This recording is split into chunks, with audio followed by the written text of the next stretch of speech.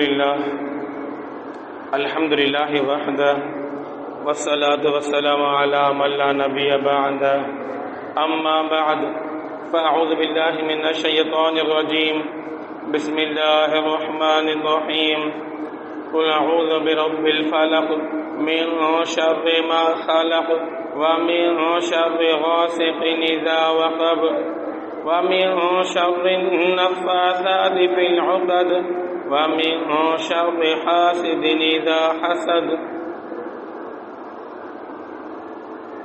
صدق الله العظيم رب اشرح لي صدري ويسر لي أمري واحلل عقدة من لساني يفقهوا قولي سبحانك لا علم لنا إلا ما علمتنا إنك أنت العليم الحكيم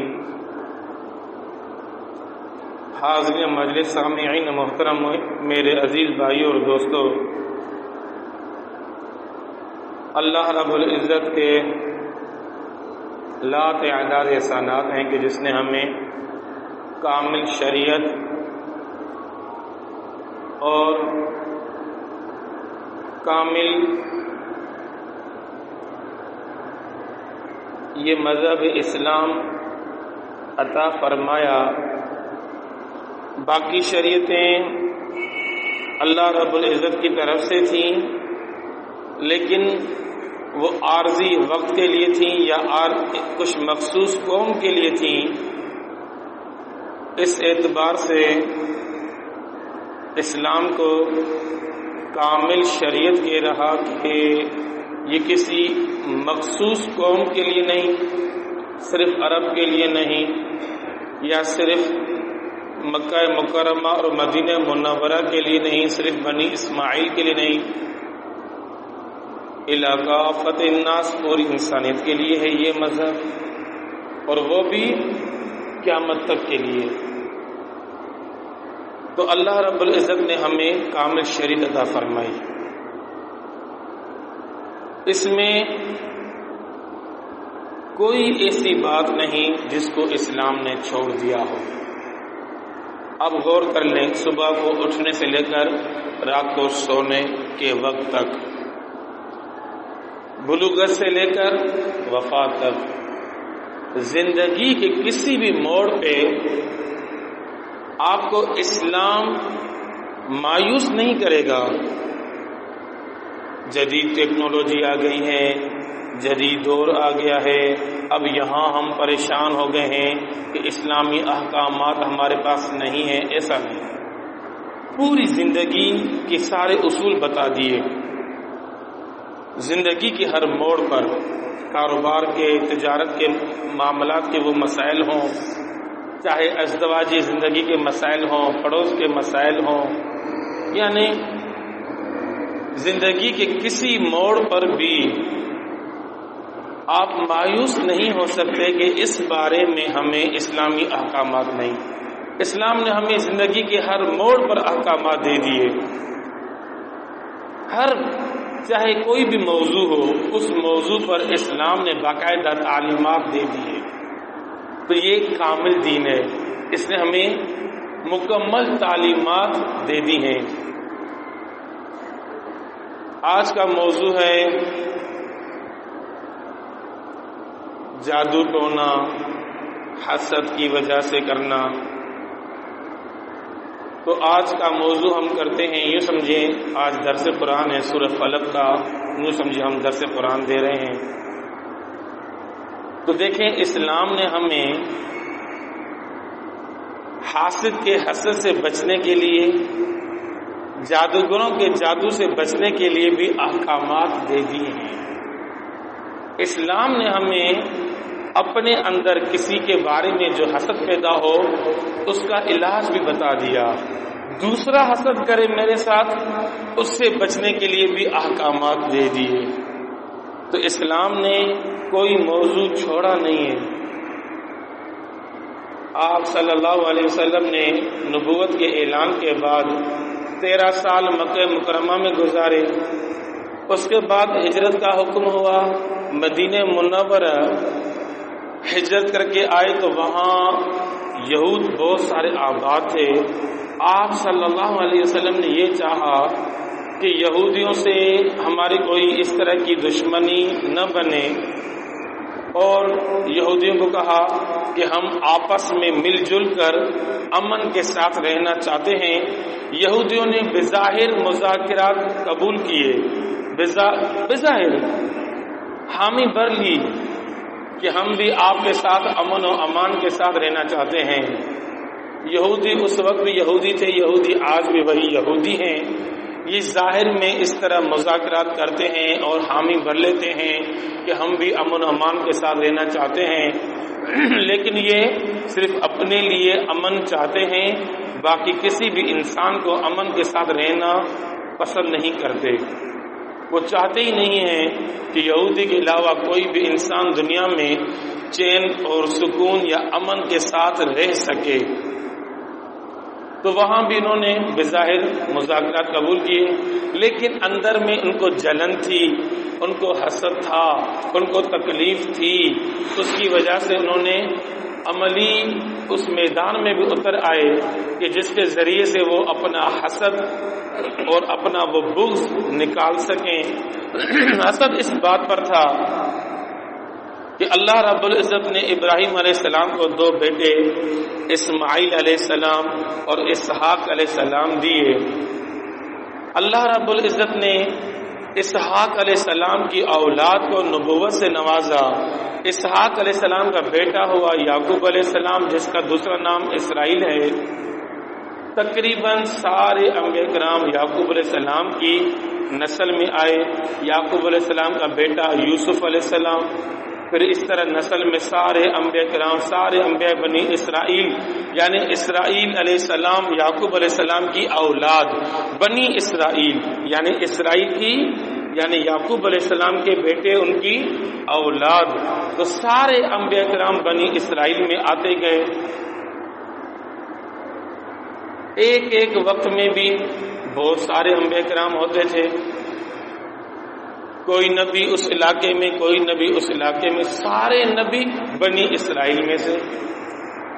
اب وہ دور چل رہا تھا ابراہیم علیہ السلام کے بعد کہ روئے زمین پر پوری دنیا میں جتنے بھی انبیاء کرام تھے یا جو وفات کرتے جاتے اور نئے انبیاء کرام آتے جاتے، سب کے سب بنی اسرائیل اور سب کے سب یعقوب علیہ السلام کے ہی نسل سے، سب کے سب اسحاق علیہ السلام کے نسل سے۔ یہودی جس نبی کے مذہب پر دعویٰ کر رہے ہیں، موسیٰ علیہ السلام کے مذہب پر، وہ بھی بنی اسرائیل سے۔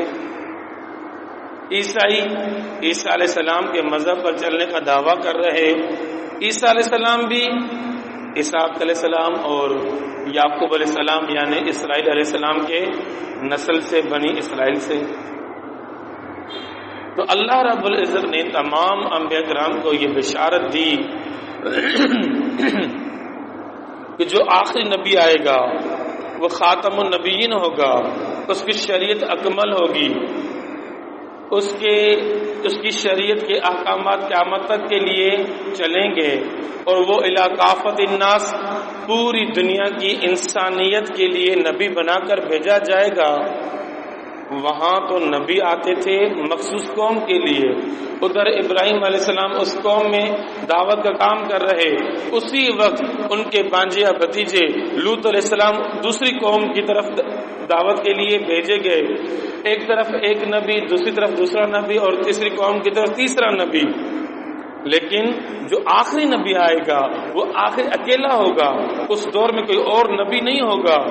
آخری نبی جب آئے گا تو اس دور میں پوری روئے زمین پر اکیلا وہ نبی ہوگا، اور روئے زمین کے لیے، پوری دنیا کی انسانیت کے لیے وہ نبی ہوگا، اور قیامت تک کے لیے نبی ہوگا۔ سب کو بشارت دی اور سب نے ایک دوسرے کو بتایا کہ آخری نبی آئے گا، اس کی جو نشانیاں ہیں اللہ نے وہ بھی بتا دی اہل علم کو، اہل کتاب کو، یہود کو، نصارہ کو۔ اس کی آنکھیں مبارک ایسی ہوں گی، اس کی بھویں مبارک ایسی ہوں گی، اس کے سینے مبارک کے بال بھی ایسے ہوں گے، سر کے بالوں سے لے کر انگوٹھے کے ناخن تک، پاؤں کی انگلیوں کے ناخن تک ساری نشانیاں بتا دی اللہ نے، اس کا اٹھنا ایسا ہوگا، اس کا بیٹھنا ایسا ہوگا، اور اس کی ظاہر کی اور بھی نشانیاں ساری اللہ نے بتا دی۔ اللہ نے نہ بتایا تو صرف یہ نہ بتایا کہ وہ بنی اسرائیل سے نہیں، بنی اسماعیل سے آئے گا، بس اتنا بتایا۔ بھئی تمہارا کیا کام کہ کون سا نبی کس نسل سے آ رہا، نسل سے کوئی سروکار تو نہیں ہے نا انسانوں کا۔ اللہ کس بھی قوم سے بھیجے، اگر اللہ پاک کسی سندھی آدمی کو نبی بنا کر بھیجتا، کسی پشتو کو نبی بنا کر بھیجتا، تو ہمارا کام ہے ایمان لے آنا۔ یہ تو اللہ کا کام ہے کہ کس قوم سے چن رہا نبی، کس قوم سے چن رہا، کس خاندان سے چن رہا، کس زبان سے چن رہا، کس علاقے سے چن رہا۔ یہ کام آپ کا اور میرا نہیں، یہ کام کس کا ہے؟ رسول بنا کر بھیجنے والے کا کام ہے۔ تو اس نے صرف نشانیاں بتائیں، اس کی یہ نشانیاں ہوں گی، وہ بڑا خوش ہوتے تھے کہ آخری نبی آئے گا، اس کی یہ نشانیاں ہوں گی۔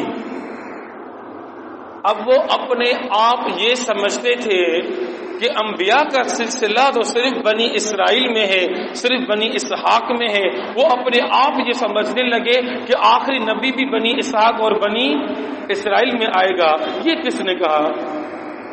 اگر سارے نبی بنی اسرائیل سے چلتے آ رہے ہیں تو ضروری نہیں کہ آخری نبی بھی اس ہی نسب سے اور بنی اسحاق سے آئے۔ آخری نبی کسی بھی قوم سے آ سکتے ہیں، کسی بھی زبان میں، کسی بھی علاقے میں آ سکتے ہیں۔ تو آخری نبی آئے وہ بنی اسرائیل، بنی اسحاق سے نہیں، بنی اسماعیل سے آئے۔ جب بنی اسماعیل سے آئے تو ان کو آگ لگ گئی، یہودیوں کو بھی اور عیسائیوں کو بھی۔ دونوں کہتے تھے آخری نبی آئے گا، لیکن دونوں اس غلط فہمی میں تھے کہ ہمارے ہی خاندان سے آئے گا۔ جب وہ بنی اسحاق کے بجائے بنی اسماعیل سے آئے، صرف اس ایک بات نے ان کو ایمان لانے سے رکاوٹ بن گیا، یہ بغض کہ آخری نبی ہمارے خاندان سے، بنی اسرائیل بنی اسحاق سے کیوں نہیں آیا، بنی یعقوب سے کیوں نہیں آیا، آخری نبی بنی اسماعیل سے کیوں آیا؟ تو بھئی نبوت کے تم مالک تھوڑی ہو، نبوت کا جو مالک ہے اس نے جس بھی خاندان سے بھیجنا تھا اس خاندان سے بھیجا۔ 100 چوٹیں لوہار کی اور ایک چوٹ سونار کی کہتے ہیں، یا الٹا کہتے ہیں 100 چوٹیں سونار کی اور ایک چوٹ لوہار کی، ایسا کہتے ہیں۔ تو بھئی لوہار کا جو اس کی جو چوٹ ہوتی ہے نا، اس کا جو لوہا مارنا ہوتا ہے وہ کچھ زیادہ ہی چوٹ سے ہوتا ہے، سونار تو آرام آرام سے مارتا رہتا ہے نا۔ تو ہزاروں انبیاء تمہارے خاندان سے آئے، اب ایک نبی بنی اسماعیل سے آیا تو برداشت کر لو، لیکن آیا خاتم النبیین ہو کر، انبیاء کا بھی امام ہو کر، انبیاء کا بھی سردار ہو کر، سید الکونین ہو کر، شافی معشر ہو کر۔ تو باپ بیٹے نے جو مزدوری کی تھی، اللہ کا گھر تعمیر کیا تھا، ان کو مزدوری تو ملنی تھی، مزدوری تو ان باپ بیٹے کا حق تھا، انہوں نے اللہ کے ہاں مزدوری کی تھی، اللہ کا گھر تعمیر کیا تھا، اینٹیں لگائی تھی، دھوپ میں کھڑے ہو کر باپ بیٹے نے مزدوری کر کے بیت اللہ بنایا تھا، مزدوری تو ان دونوں کا حق تھا۔ اللہ نے خود کہا مانگو مزدوری، کیا مانگتے ہو؟ انہوں نے کہا کہ آخری نبی ہمارے نسل سے آئے، تو مزدوروں کا مزدوری تو حق تھا۔ تو ابراہیم علیہ السلام اور اسماعیل علیہ السلام کے نسل سے آخری نبی آیا، یہ تو ان دونوں مزدوروں کی مزدوری تھی، تو یہ تو ہونا تھا۔ تو تمہیں تکلیف کیوں ہو رہی آخر؟ اتنے سارے انبیاء تیرے خاندان سے آئے، ایک نبی تیرے چچا کے خاندان سے آیا تو یہ بھی برداشت کر لو۔ تو ان کو حسد تو ہوا، اس حسد کی آگ میں وقتاً فوقتاً مختلف قسم کی سازشیں وہ ہمیشہ کرتے رہے، کبھی مشرکین کو بھڑکاتے رہے، کبھی منافقت کرتے رہے، کبھی کیا کبھی کیا۔ تو جو آدمی حسد کی آگ میں جلتا ہے وہ جب آگے بڑھتا ہے تو نقصان پہنچانے کی کوشش کرتا ہے، تو ہر قسم کے نقصان پہنچانے کی کوشش کرتا ہے۔ تو ایک کوشش یہ بھی کی کہ جادو کر دیا۔ حاسد کو جب حسد ہوتا ہے وہ ہر قسم کی کوشش کرتا ہے نا، تو ایک کوشش یہ بھی کر دی۔ آپ صلی اللہ علیہ وسلم پر جادو نے اثر کیا۔ اللہ نے امت کو بتا دیا کہ یہ میرے خاتم النبیین امام الانبیاء ہیں، لیکن ہیں بشر۔ جیسے ہر بشر کو، ہر انسان کو زکام ہوتا ہے، کھانسی ہوتی ہے اور بھوک لگتی ہے، پیاس لگتی ہے، اور ہر انسان قضاء حاجت پیشاب پاخانہ کرتا ہے، تو تمام انبیاء کرام بھی بشر ہیں۔ جس طرح ہر بشر پر جادو اثر کرتا ہے، جادو میں، کلام میں اللہ نے اثر رکھا ہے۔ چھری میں اللہ نے کاٹنے کا اثر، آگ میں اللہ نے جلانے کا اثر، کچرے میں اللہ نے گندگی کا اثر، اور کلام میں اللہ نے جادو کا اثر رکھا ہے۔ مؤثر حقیقی اللہ ہے، لیکن ان چیزوں میں اللہ نے یہ اثر رکھے ہیں۔ تو ہر بشر کو جیسے جادو اثر کرتا ہے، امام الانبیاء کو بھی اثر کیا، لیکن ایسا جادو اثر نہیں کیا کہ جو فریضہ رسالت کی ادائیگی میں رکاوٹ بنے۔ جادو نے اتنا اثر کیا، جو آپ صلی اللہ علیہ وسلم نے پیغام پہنچایا، شام کو سمجھتے تھے شاید میں نے پیغام نہیں پہنچایا، دوبارہ پہنچاتے۔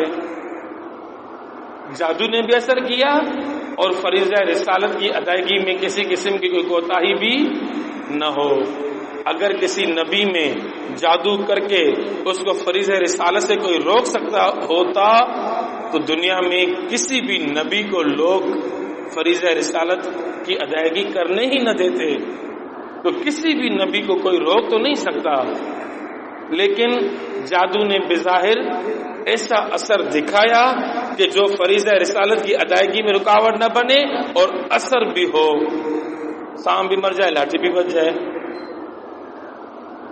امت کو یہ دکھا دیا اللہ نے، پریشان بھی ہو گئے کہ آخر مجھے کیا ہو رہا، یہ کیا ہو گیا ہے۔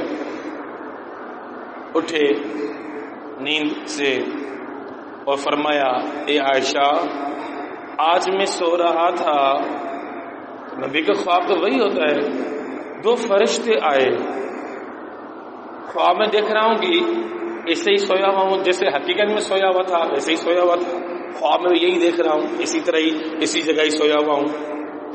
ایک فرشتہ آ کر سرانے بیٹھا، ایک فرشتہ آ کر پاؤں کی طرف بیٹھا۔ ایک فرشتے نے دوسرے فرشتے سے پوچھا، اس کو کیا ہو گیا؟ دوسرے نے جواب دیا، جادو ہو گیا۔ پھر اس نے سوال کیا فرشتے نے، جادو کس نے کیا؟ اس نے کہا ایک یہودی نے کیا۔ اس نے کہا نام کیا اس کا؟ اس نے کہا کہ لبید بن عاصم یہودی نے اس پر جادو کر دیا۔ پھر اس نے سوال کیا فرشتے نے دوسرے فرشتے سے، جادو کس چیز پر کیا؟ فرمایا کہ آپ صلی اللہ علیہ وسلم نے اپنا پرانا کنگھا جب وہ ٹوٹ گیا تھا، اس کے وہ دندا سے ٹوٹ گئے تھے، تو اس کو پھینک دیا۔ اس میں آپ صلی اللہ علیہ وسلم کے بال بھی موجود تھے، بال مبارک بھی موجود تھے، اور کنگھا بھی کچھ عرصے تک استعمال کیا ہوا تھا۔ تو یہودی کے وہ ہاتھ لگ گیا، اس نے اپنی دونوں بیٹیوں کے ذریعے سے اس پہ جادو کیا، اس میں پھونکے ماری، جادو پڑھ پڑھ کر بالوں میں پھونک مار مار کر 11 گرے باندھ کر وہ جادو کر دیا۔ تو فرشتے نے پوچھا دوسرے فرشتے سے، وہ کنگھا کہاں کر دیا؟ فرشتے نے کہا کہ وہ بئر زروان میں ڈال دیا ہے۔ امی عائشہ نے کہا اچھا، آپ ایسا کریں وہاں جا کر دیکھ کر آئیں کہ کیا ماجرا ہے۔ آپ صلی اللہ علیہ وسلم آئے بئر زروان پر، وہ پیلا ہو چکا تھا۔ صحابہ کرام کو بلایا، ان کو نام نہیں بتایا یہودی کا کبھی بھی، وہ تو بعد میں امی عائشہ نے امت کو بتایا۔ یہاں بھی سبق ملا۔ دیکھیں ہر نبی کے ہر واقعے میں قدم قدم پر سبق ملتا ہے۔ پتہ بھی چلا فلاں نے میرے ساتھ دشمنی کی ہے، اس نے حسد کیا ہے، لیکن صحابہ کو نام نہیں بتایا. کیوں؟ وہ تو ٹوٹ پڑتے، اس کو قتل کر ڈال دے. تو دیکھیں دشمن کو معاف کرنے میں اللہ کی طرف سے درجات بلند ہوتے ہیں، اس میں بہتری ہوتی ہے. یہ ایک امت کو تعلیم ہے کہ بھئی آپ صلی اللہ علیہ وسلم سے یہ بات پوچھی بھی تھی عائشہ نے کہ آپ بتا کیوں نہیں دیتے صحابہ کو اس کا نام؟ فرمایا میرا کام سے میرا کام ہو گیا، جادو مجھ پر سے ختم ہو گیا، میں کیوں اب اس کا نام لوں، کیا فائدہ؟ تو آدمی کوشش کرے دشمن کے شر سے خود کو بچائے، دشمن کی تکلیف سے خود کو بچائے، دشمن کے شر سے خود کو محفوظ رکھے. جب اس کے شر سے آپ محفوظ ہو گئے ہٹ جائیں بس. اب یہ نہ کریں کہ کل کو اس نے مجھے دھکے دیے، کل کو اس نے مجھے گالیاں دیں، کل کو اس نے مجھے پسٹول دکھایا، آج اس کی ایسی کی تیسی میں نے بھی نہیں چھوڑنا. تو وہ اللہ ہے، وہ اللہ ہے. تو آپ اپنے سارے فیصلے خود نہ کریں، اس جج اعظم پر چھوڑ دیں. مسئلہ حل ہو گیا، یہ کافی ہے، آگے چلیں. اس مسئلے کو پیچھے چھوڑ دیں اللہ پر، وہ اللہ فیصلہ کرنے والا ہے. تو نام نہیں بتایا صحابہ کو، کہا اس کنویں میں جاؤ، کوئی کنگھی ملے تو لے کر آؤ. صحابہ کرام گئے اور آخر سے وہاں سے وہ کنگا لے کر آئے. اسی وقت سورہ فلق اور سورہ ناس یہ دونوں صورتیں نازل ہوئیں. ان دونوں صورتوں میں ٹوٹل 11 آیتیں ہیں اور 11 اس میں گرہیں تھیں. ایک ایک آیت پڑھتے گئے اور ایک ایک پھونک کر گرہ کھولتے گئے.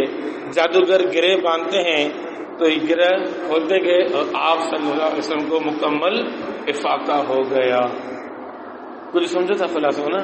جادو کو یہ دن سورہ فلق سورہ ناس آخر بصورتو نازل تھیوں ایسا جن وہ دم کہو تو جادو ختم تھیو. تو اللہ نے تعلیم دینے کے لیے یہ 2 صورتیں دی ہیں ہمیں. جب تک حیات تھے ہمیشہ نمازوں کے بعد بھی پڑھا کرتے تھے اور رات کو سوتے وقت پڑھ کر ہاتھوں پر دم کرتے اور وہ ہاتھ دونوں ہاتھ اپنے پورے جسم پر پھیر لیتے. حتیٰ کہ امی عائشہ صدیقہ فرماتی ہیں کہ آخری دن اتنی کمزوری ہو گئی، نہ پڑھ سکتے تھے اور نہ ہاتھوں کو ہلا سکتے تھے. تو مجھے دیکھ رہے تھے تو میں نے کہا کہ میں دم کر لوں. فلق ناس اشارہ کیا کہ جی. تو کیونکہ مجھے پتا تھا کہ ہمیشہ یہ دم کرتے ہیں تو میں نے دم کر کے کہاں امام الانبیاء کے ہاتھ اور کہاں میرے عائشہ کے ہاتھ، تو میں نے دم کر کے امام الانبیاء کے ہاتھوں پر پھونک کر دم کیا اور آپ صلی اللہ علیہ وسلم کے ہاتھوں کو ان کے جسم پر پھیر لیا. تو آپ صلی اللہ علیہ وسلم کو میں نے سکون سا محسوس کیا. تو یہ عادت بنائے روزانہ سوتے وقت سورہ فلق اور سورہ ناس پڑھ کر ہاتھوں پر دم کر کے، جس کو جادو ہے ختم ہو جائے گا، نہیں ہے تو نظر بد سے محفوظ ہوگا، جنات کی اور شیاطین کے تکالیف سے محفوظ ہوگا اور آئندہ جادو ہونے سے محفوظ ہوگا. جادو ہو جائے اس کا توڑ کرنے میں تکلیف ہوتی ہے. اگر آپ پہلے سے ہمیشہ پڑھتے رہیں گے تو جادو ہوگا ہی نہیں. تو اس کا اہتمام کریں، یہ پڑھ کر دم کر کے پھر سویا کریں. تو اس میں کیا فرمایا؟ قل آپ کہہ دیجئے. مطلب یہ ہوا کہ آپ پڑھیں یہ صورتیں تو حکم ہے تو اس لیے ان صورتوں کو پڑھنے کا اہتمام ضرور کریں. بچوں پر بھی اہتمام ضرور کریں. اول آخر 3 بار درود ابراہیمی پڑھ کر، سورہ فاتحہ پڑھ کر، 4 کل یا آخری یہ 2 کل جس کو معوذتین کہتے ہیں یہ پڑھ کر دم کیا کریں. انشاءاللہ بچوں پر سے بھی نظر بد کا اثر ختم ہو جائے گا. ان دونوں کو کہتے ہیں معوذتین، یعنی وہ 2 صورتیں جن میں اللہ کی پناہ لی گئی ہے کہ آدمی اللہ کی پناہ میں آ جائے تمام مخلوقات کے شر سے. فرمایا قل آپ کہہ دیجئے اعوذ برب الفلق، میں پناہ میں آتا ہوں فلق کے رب کی پناہ میں آتا ہوں. فلق یعنی شروع میں جیسے سورج نکلتا ہے اور شروع میں جیسے ہی روشنی پھوٹتی ہے اس کو کہتے ہیں فلق. جب اندھیرا چھٹتا ہے اور اندھیرے کو ختم کر کے روشنی جیسے ہی آتی ہے صبح کا شروع کا وقت، اس کو کہتے ہیں فلک، یعنی روشنی پھوٹنے کا وہ جو وقت ہوتا ہے، اس کے رب کی میں پناہ میں آتا ہوں۔ اشارہ یہ ہے، مطلب یہ ہے کہ دیکھیں اندھیرے کے بعد روشنی ہوتی ہے، اندھیرے کے بعد روشنی ہوتی ہے۔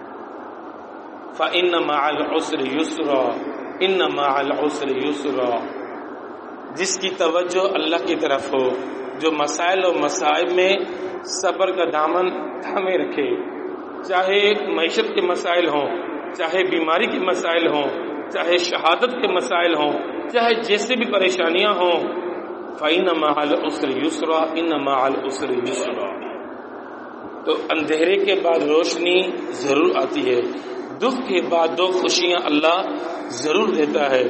تو آپ کا کام ہے دعائیں مانگنا، قبول کرنا نہ کرنا وہ اللہ کا کام ہے۔ دعائیں یہ رد نہیں ہوتی، دعائیں ضائع نہیں ہوتی، یا تو دنیا میں ہی شفا مل جائے گی، مسائل کا حل مل جائے گا، اور اگر دنیا میں اللہ نے وہ شفا نہیں دی تو کم از کم وہ بیماری رحمت تو بن جائے گی، وہ آخرت کے لیے ذخیرہ بن جائے گی۔ تو دعائیں ضرور مانگتے رہیں۔ تو اندھیرے کے بعد روشنی آتی ہے، اللہ روشنی دیتا ہے، تو آدمی کیا کرے؟ صرف صبر کا دامن تھامے رکھے۔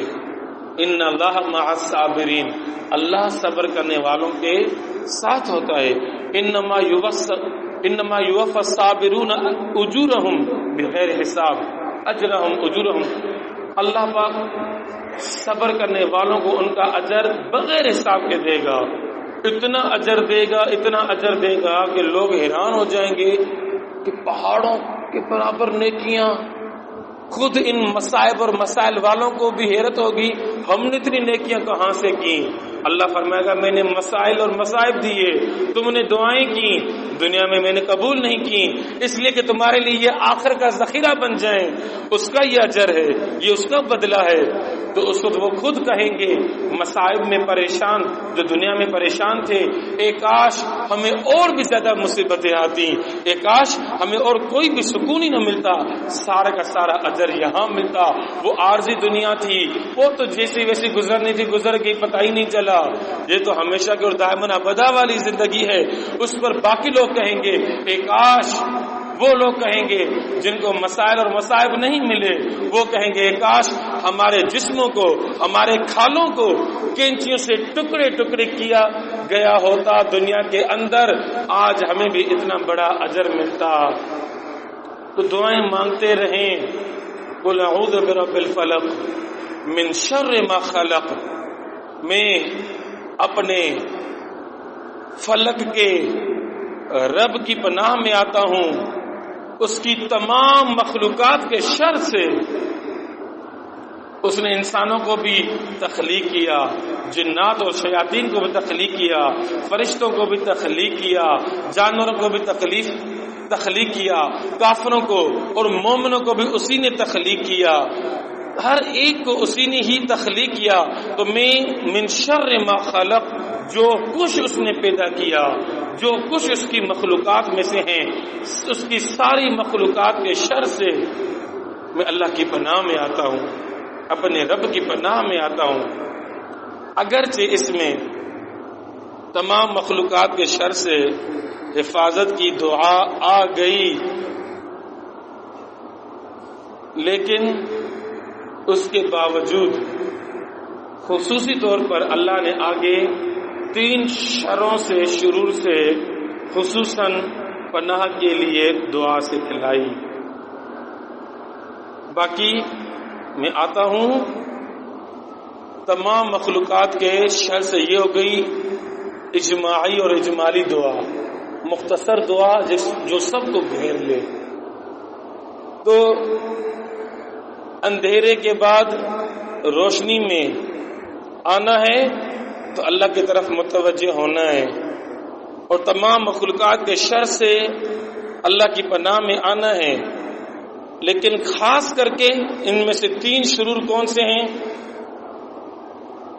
من شر غاسق اذا وقب، اندھیرے کے شر سے، اذا وقب جب وہ چھا جائے، اللہ نے دیکھو کیسے سورج کی روشنی دی ہے، پورے عالم کو روشن کر ڈالا۔ ایک تو ہے وہ عالم جہاں خوشیاں ہی خوشیاں ہیں جنت میں، ایک وہ عالم جہاں درد ہی درد ہیں جہنم کا عالم، ایک یہ عالم جہاں خوشیاں بھی ہیں غم بھی ہیں، جہاں روشنی بھی ہے اندھیرا بھی ہے۔ تو اللہ نے یہاں روشنی دی، اگر اللہ اندھیرا ہی اندھیرا کر لیتا، سورج کو پیدا ہی نہ کرتا، تو قرآن کہتا ہے کوئی اور معبود جو تمہارے لیے روشنی لاتا؟ سورج کون پیدا کرتا اگر اللہ پیدا نہ کرتا؟ تو دیکھیں اللہ نے کیسے سورج کی روشنی پیدا کی ہے پورے عالم کے لیے ایک بلب۔ اندھیرے سے پناہ کیوں مانگنی چاہیے؟ اکثر شیاطین اندھیروں کی جگہ پر ہوتے ہیں، اور جادو ٹونا یہ بھی اکثر اندھیرے میں ہی کرتے ہیں۔ اس لیے حدیث پاک میں آتا ہے نا، اپنے بچوں کو سورج غروب ہونے کے بعد گھر کی چار دیواری سے باہر مت نکالو۔ چھوٹے بچے، ان کو شیاطین کا اثر زیادہ ہوتا ہے، اور شیاطین کی نظر کا اثر بھی ان پر زیادہ ہو جاتا ہے۔ اس کے لیے چھوٹے بچوں کو سورج کے غروب ہونے کے بعد صبح صادق تک، جب تک سحری کا وقت ختم نہ ہو، چار دیواری سے باہر نہ نکالا کرے۔ اکثر یہاں لوگ بچے بھیجتے ہیں دم کرانے کے لیے مسجد میں مغرب کی نماز کے بعد، یہ غلط ہے۔ عصر کے بعد بھیجیں، مغرب کے بعد تو گھر سے نکالنا یہ تو حدیث پاک میں ممنوع ہے۔ تو چونکہ اندھیروں میں گناہ بھی اکثر سے ہوتے ہیں، شیاطین کے اثرات بھی اندھیروں میں ہوتے ہیں، اور جادو وغیرہ ٹونے یہ سارے ٹوٹکے یہ بھی اکثر اندھیروں میں ہوتے ہیں۔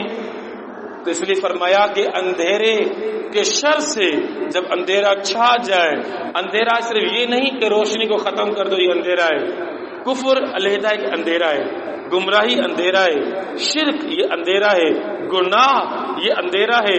جب گناہ عام ہو جائیں، یہ گناہ چھا رہے ہیں، تو یہ گویا کہ اندھیرا چھا رہا، یہ اندھیرے چھا رہے۔ تو میں اللہ کی پناہ میں آتا ہوں اندھیروں سے، یعنی کفر کے اندھیرے سے بھی، شرک کے اندھیرے سے بھی، گمراہی کے اندھیرے سے بھی، گناہوں کے اندھیرے سے بھی، ظلم کے اندھیرے سے بھی، کسی کے بھی حقوق کھا لینا یہ اندھیرا ہے، اس کے اندھیرے سے بھی، اللہ کی اطاعت نہ کرنا، نماز کو چھوڑنا، رمضان کا روزہ چھوڑ دینا جان بوجھ کر، ان سب اندھیروں سے میں اللہ کی پناہ میں آتا ہوں۔ آپ صلی اللہ علیہ وسلم کی نافرمانی کرنا یہ بھی ایک اندھیرا ہے۔ ان تمام اندھیریوں سے میں اللہ کی پناہ لیتا ہوں، اللہ کی پناہ میں آتا ہوں۔ تو خاص کر کے اندھیری سے پناہ، حالانکہ ساری مخلوقات کے شر سے اس میں اندھیرا بھی آ گیا، اندھیرا بھی اللہ نے بنایا ہے، لیکن خاص کر کے پھر فرمایا اندھیرے کے شر سے پناہ مانگو۔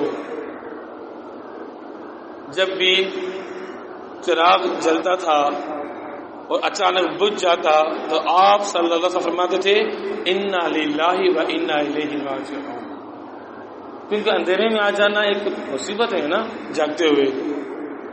اور آگے کیا فرمایا؟ وَمِن شَرِّ النَّفَّاثَاتِ فِي الْعُقَدِ، ان کے شر سے جو گروہ میں پھونکتی ہیں، جکی گنڈن میں جادو تھوکیندہ نے گنڈ بدندہ نا جادوگر، تو گرہ لگا کر اس میں پھونکنے والوں سے، ان کے شر سے میں اللہ کی پناہ میں آتا ہوں۔ تو مخلوقات کے شر سے میں اللہ کی پناہ میں آتا ہوں، وہ تو جادوگروں سے بھی ہو گیا، لیکن خصوصاً فرمایا کیوں؟ دنیا کے اندر ہر دور میں اکثر جادو لوگوں کو پریشان کرتے ہیں، جادوگر۔ جب لوگوں میں حسد آتا ہے، خاص کر کے چاہے پڑھے لکھے ہوں کیسے بھی ہوں، یہ جادو جنتر یہ ہر دور میں چلتا ہے، تعویذات جادو جنتر۔ تو فرمایا اس کے پناہ میں، اس سے پناہ لو اللہ کی۔ اور فرمایا وَمِن شَرِّ حَاسِدٍ إِذَا حَسَدَ، حسد کے شر سے، اذا حسد جب وہ حسد کرنے لگے۔ ایک ہوتا ہے نا کسی کی نعمت دیکھ کر دل میں بالکل بھاری گزرتا ہے کہ اس کو اتنی نعمت کیوں ملی ہے، وہ تو غیر اختیاری آ جاتا ہے. پھر اس میں یہ ہوتا ہے کہ اس سے یہ نعمت زائل ہو جائے، یہ دوسری سیڑھی ہے. تو آدمی اپنی اصلاح کرے، اللہ سے توبہ کرے کہ میرے دل میں اس کا خیال کیوں آ رہا، مجھے کیوں یہ بھاری گزر رہا، مجھے کیوں ناپسند گزر رہا اس کی نعمت کا ہونا، میں کیوں یہ چاہ رہا کہ اس سے نعمت زائل ہو جائے. امام غزالی رحمہ اللہ نے لکھا ہے کہ اس کے لیے دعائیں کرے کثرت سے، اے اللہ اس کو اور بھی بڑھا دے. تو جب دل میں بھاری گزرے اور پھر تمنا ہونے لگے کہ اس سے یہ نعمت زائل ہو جائے، مجھے ملے نہ ملے، صرف اس سے یہ نعمت ختم ہو جائے. اور تیسری سیڑھی ہے خطرناک، اس کی نعمت کو ختم کرنے کے لیے یہ پھر عملی میدان میں آ جائے. اس کو عزت مل رہی، اس کی عزت ختم ہو جائے، یہ تمنا دوسری سیڑھی ہے. تیسری سیڑھی کیا ہے؟